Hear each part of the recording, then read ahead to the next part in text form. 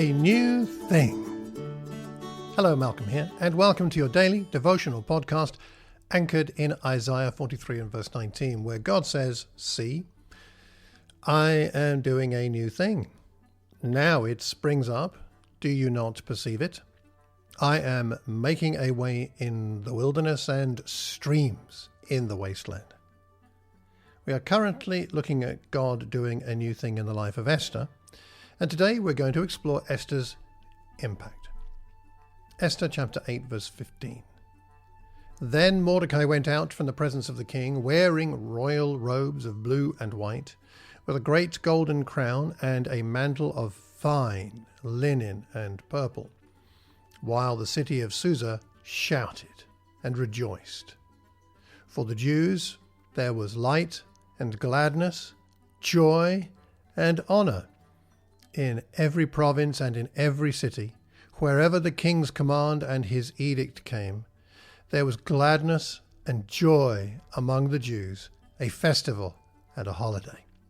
Furthermore, many of the peoples of the country professed to be Jews because the fear of the Jews had fallen upon them.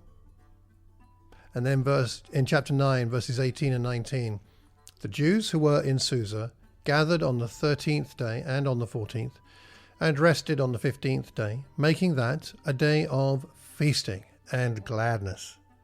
Therefore the Jews of the villages who live in the open towns hold the 14th day of the month of Adar as a day for gladness and feasting, a holiday on which they send gifts of food to one another. Most of the book of Esther has been very tense and doom has been threatened, but finally as we get towards the end of the book, Mordecai has been saved, Esther has been saved, the people of God have been saved, and now it's just feasting and gladness and joy and festivals all over the place.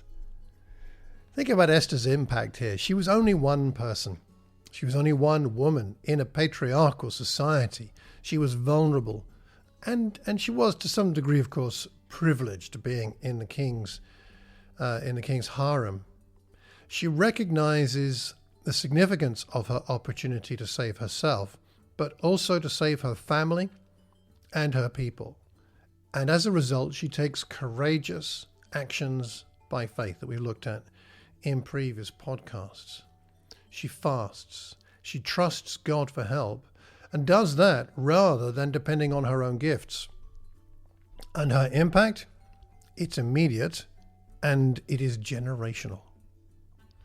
Esther's a tremendous example of someone who used their unique opportunity to make a difference, but didn't rely on their gifts. As John Ortberg says in his book, Overcoming Your Shadow Mission, Esther asks Mordecai to gather all of God's people in Susa for 3 days of fasting and prayer.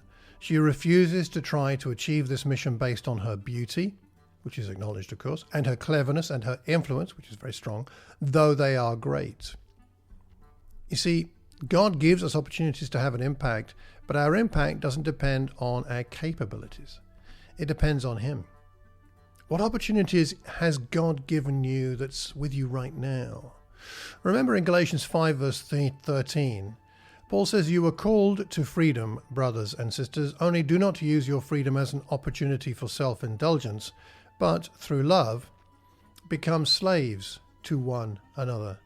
Whatever we have, we're meant to use for others. Our freedom, our time, our energy, opportunities that God places our way, opportunities for God to do great things, for us to have an impact, but for Him and through Him, not through depending on our gifts, our talents, our resources. So why not take some time today to ask God to show you an opportunity to have an impact on the salvation of people who do not yet know God, and ask Him to empower it so that it is to His glory and through His strength. And I hope you find your heart, your life, your congregation and your world inspired by God doing a new thing. Until tomorrow, take care and God bless.